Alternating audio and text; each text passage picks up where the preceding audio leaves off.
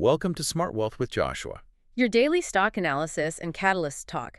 Today, we're looking at intuitive machines. If you find our talks useful, please consider subscribe, like, and comment underneath.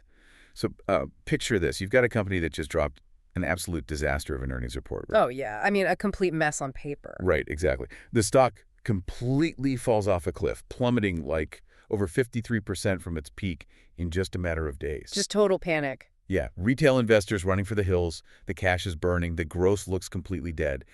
But then, behind closed doors, the major Wall Street analysts, they aren't downgrading it. They're actually basically screaming at their clients to buy the dip. Which is wild to see in real time. It is, and that just triggered this massive, violent, double-digit recovery rally. So today we want to unpack this massive disconnect for you. Why is the smart money betting billions on a company that the broader market literally just tried to leave for dead? Yeah, that really is the defining tension here. We're looking at what is essentially a classic distressed entry point, but to really grasp why institutional money is aggressively stepping in to buy that massive 53% dip, you first have to understand the mechanics of the panic itself. Right, the fourth quarter numbers. Exactly, the Q4 2025 numbers. By any traditional retail metric, they were just incredibly ugly. I mean, Q4 revenue came in at just $44.8 million. Which is an 18% decrease year over year. Right, just completely missing Wall Street's expectations. And then you look at the bottom line. Earnings per share showed a loss of 33 cents. Way worse than the 6-cent loss people were bracing for. Way worse. But the number that really jumps off the page... It's the free cash flow, right? Yes. Negative $56 million for the full year. Yeah, that negative $56 million is huge. It's what people in the high-growth aerospace sector call the cash burn clock. The ticking clock. Right. It's a very loud, very intimidating alarm bell. Building spacecraft and engineering lunar logistics is, well, it's just extraordinarily capital intensive. Naturally. So when a company is burning through $56 million in cash while their top-line revenues appear to be shrinking, the immediate assumption is, well, this company is on a glide path to insolvency. Which totally explains the massive sell-off. Absolutely. But this is where the narrative completely fractures for me. Because despite those dismal Q4 numbers, management came out and issued their fiscal 2026 guidance, and it's huge. Oh, and it's massive. They are projecting revenue to come in between $900 million and $1 billion. Yeah. I mean, I'm just struggling to map the math here. Going from $44 million to $1 billion in revenue in that short of a time frame. It sounds impossible. It really does. It's not just growth. That's like a corner lemonade stand suddenly supplying a national grocery chain overnight. Yeah. How is that physically possible without the company just buckling under its own weight? Well, that's the trap most casual observers fall into. They look at the $44 million and assume it represents a total lack of demand or a lack of production. But we have to look at how government aerospace accounting actually works.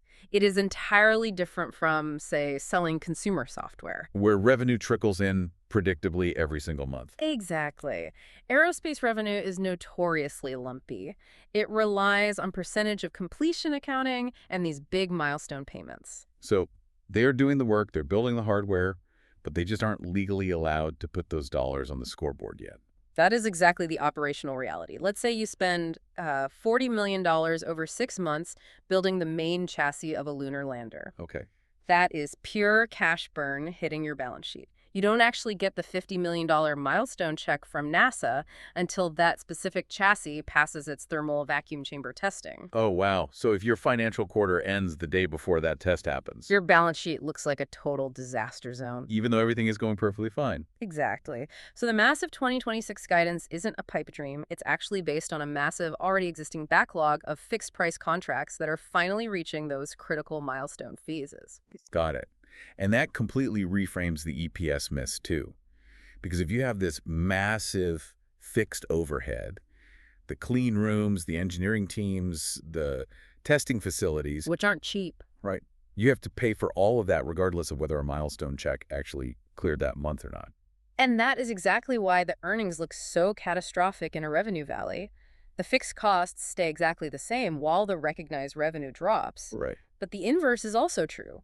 Once those fixed costs are spread over a $900 million revenue base in 2026, those earnings are going to normalize incredibly fast. Because the infrastructure is already paid for and in place. Yes, now it just needs to process the volume. Okay. But getting to recognize that revenue requires having the contracts in the first place. I mean, anyone can promise $1 billion on a slide deck, but you need an ironclad competitive advantage to actually win that much federal spending. Absolutely. So how are they securing this massive pipeline of government capital? Well, they possess a really formidable first mover moat.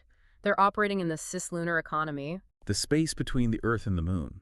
Right, and they are the very first private company to successfully soft land a vehicle on the lunar surface. Which is huge. It is, because in the aerospace industry, technical competency is the ultimate currency.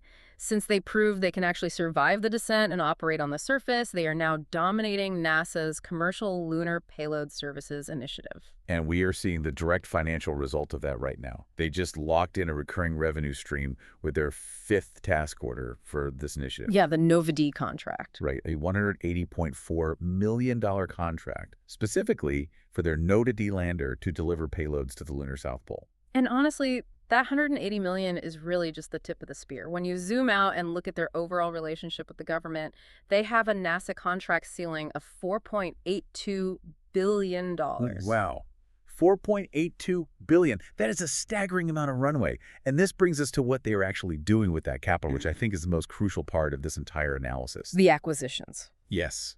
In the first quarter of 2026, they completed an $800 million acquisition of Lanteris Space Systems, alongside acquiring another company called Kinex. So they aren't just building the delivery trucks anymore.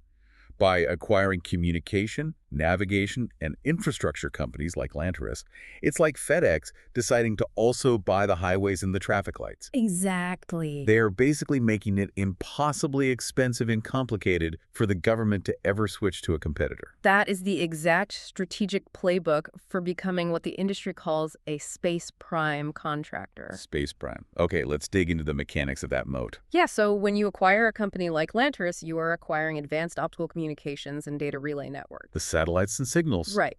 If another company, or even an allied nation, lands a rover on the moon, they still need to get their telemetry and scientific data back to Earth. Oh, of course. So if Intuitive Machines owns the satellite relays orbiting the moon, that competitor has to route their data through their network. Wow.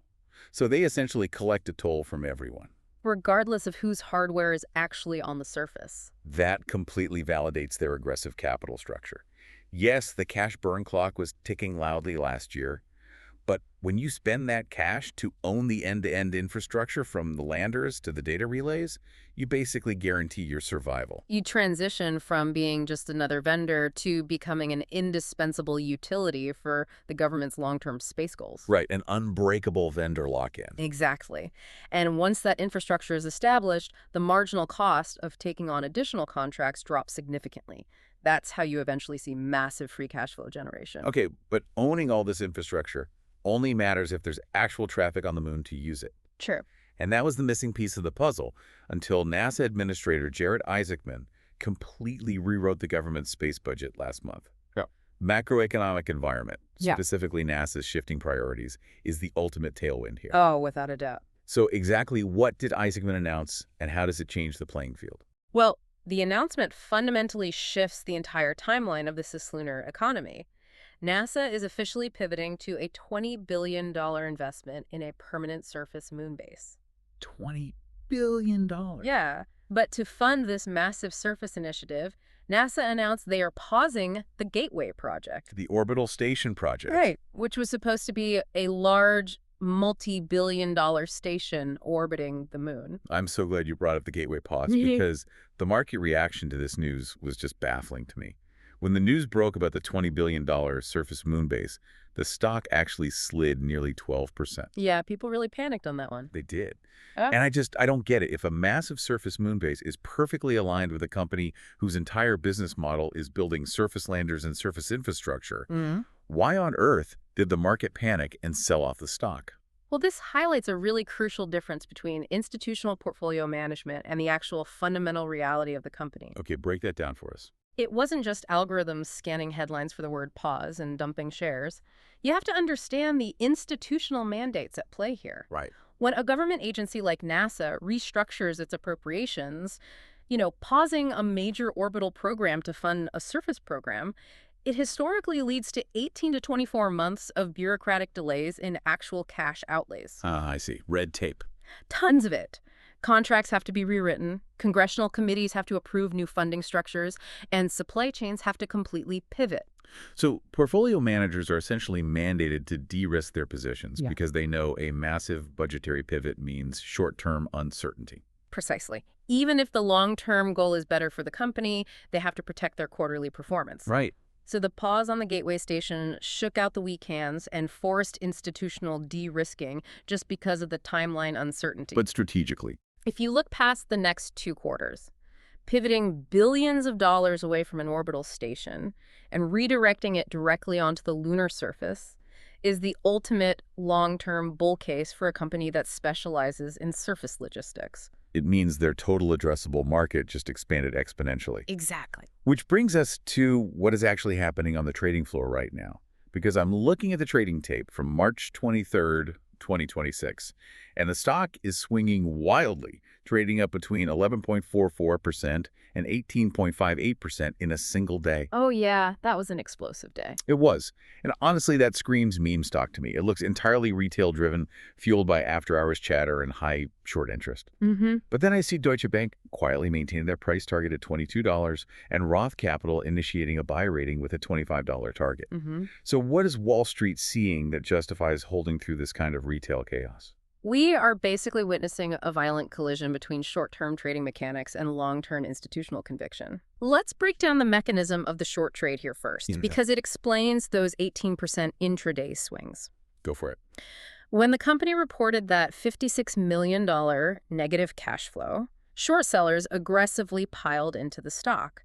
They borrowed shares and sold them, betting that the cash burn would basically force the company into bankruptcy or massive dilutive capital raises. And then the $180 million Novity contract dropped. Exactly, and that completely invalidated the bankruptcy thesis overnight. When you have high short interest, it's like a crowded theater with only one exit door. Right. When the smoke alarm goes off, in this case, the new NASA contract securing the company's survival, all those short sellers have to rush the door at once. To cover their positions. Yes. They are forced to buy back the shares at market price to stop their margin losses. So the short sellers are essentially forced to become aggressive buyers, which bids the price up.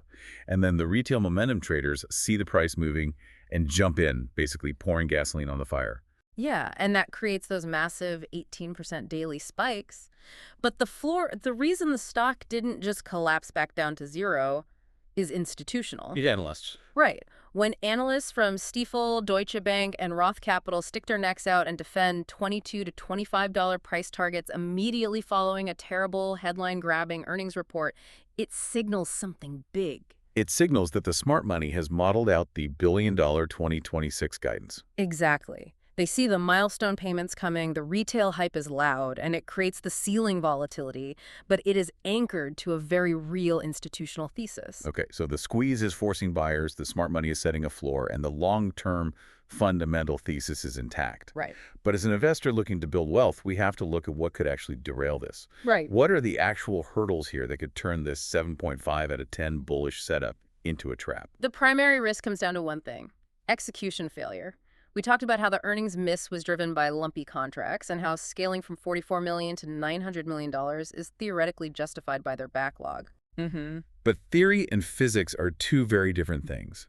That massive leap leaves absolutely zero margin for error in their manufacturing or their mission operations. Right. Having a $180 million contract for the Novi mission is great, but they actually have to build the lander, launch it, and soft land it on the lunar South Pole without destroying the payloads. Exactly.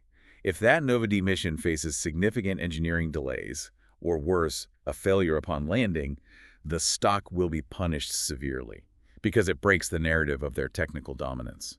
And what about the acquisitions? That's the other major risk. We have to look at the $800 million they just spent on LUNR space systems. Mergers and acquisitions of that size are notoriously difficult to integrate. Oh, absolutely. You're blending different engineering cultures, different legacy software systems, and entirely different management structures. If that integration falters, they could burn through their remaining capital runway before the big NASA milestone checks actually clear. So if either the mission fails or the integration stalls, the stock could easily plummet well below its recent lows. Very easily, yeah.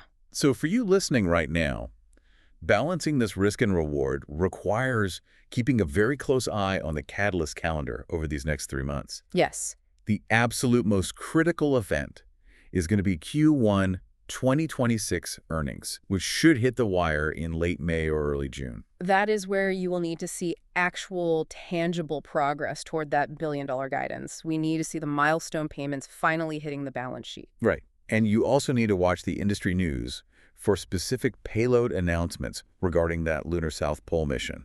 Every payload added is a validation of the timeline. And from a broader macro perspective, keep a close eye on Capitol Hill for legislative approval regarding NASA's $20 billion surface moon base. Because the announcement was made, Right. but Congress still has to approve the funding. Exactly. That would be a massive de-risking event for the entire sector. So to summarize the risk-to-reward ratio for you, this is a highly aggressive, long play with a 6 to 12-month horizon. You are looking at a company poised to potentially triple its revenue and establish an almost unbreakable monopoly on lunar logistics and communications. But you have to be willing to weather the storm of aerospace contract accounting, institutional de-risking, and retail-driven price swings to capture that eventual re-rating. The distress is very real, but the structural moat they are building is significantly deeper. It requires a really high tolerance for volatility, but the underlying mechanics of their vertical integration make it one of the most compelling setups in the aerospace sector right now. Before we wrap up, I want to leave you with one final thought to mull over. We spent this entire analysis talking about government contracts, right? NASA budgets, federal appropriation. Exactly.